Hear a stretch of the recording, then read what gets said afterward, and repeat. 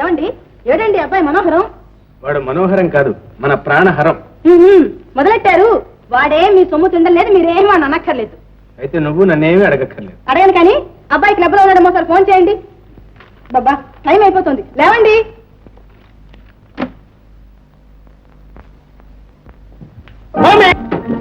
జరుచుకున్నావా mummy? నేను మనోహరాన్ని కాదు, ప్రాణహరాన్ని. చిచ్చి, లక్ష్మీ బట్టి అండ్ కంపెనీ ప్రైవేట్ లిమిటెడ్ గారి మనవడివి. ఏం బుద్ధులు ఇది? మమ్మీ, అసలే నాన్నకు నేనంటే చాలా కష్టం.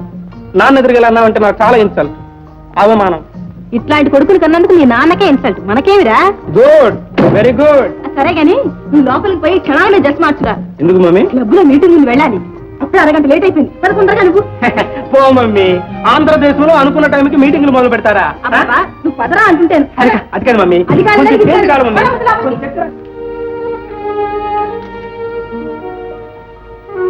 అమ్మా, విశ్వనాథం గారు ఉన్నారా? ఎందుకు? నేనున్నానుగా, నాతో చెప్పరాదు? వారితోనే మాట్లాడాలి. అబ్బో, ఏమిటో అంతటి మహత్కార్యం.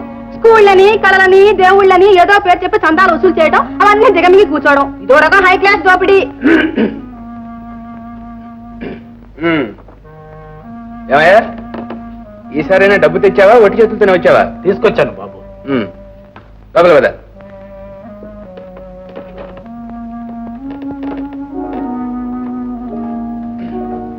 నన్ను గయ్యాన్ని చేయాలని కానీ ఏ ఆ మాట ముందే చెప్తే నోటి ముత్యాలు ఏమైనా రాలిపోతాయా? నాయనా మనోహరం, కష్టమో నిష్ఠూరమో పడి ఇన్నాళ్ళు సాక్కొచ్చాను. ఇక నీ సహాయంతోనే వాడు బుద్ధిలోకి రావాలి. ఆయన మావయ్య, కన్న కొడుక్కి చదువు చెప్పించడం కూడా సహాయం. అది నా కర్తవ్యం కాదు. తండ్రిని బ్రతికుండు కూడా చచ్చిన వాడితో సమానమే. అలా అనుకు నాయన, అలా అనుకు బాబు. వాడు తండ్రిని చూడాలని ఎంతో తహతహలాడిపోతున్నాడు. ఏం చేస్తాం? ఏ తీసుకురాలేకపోయారా?